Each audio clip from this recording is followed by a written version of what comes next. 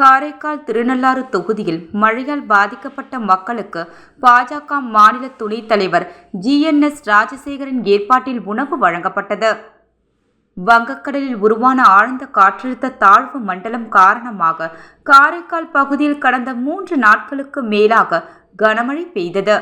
இந்நிலையில் மழையினால் பாதிக்கப்பட்ட திருநள்ளாறு தொகுதிக்கு உட்பட்ட பல்வேறு பகுதியில் வசிக்கும் மக்களுக்கு பாஜக மாநில துணைத் தலைவர் ஜி.என்.எஸ். ராஜசேகரன் ஏற்பாட்டில் உணவு வழங்கப்பட்டது.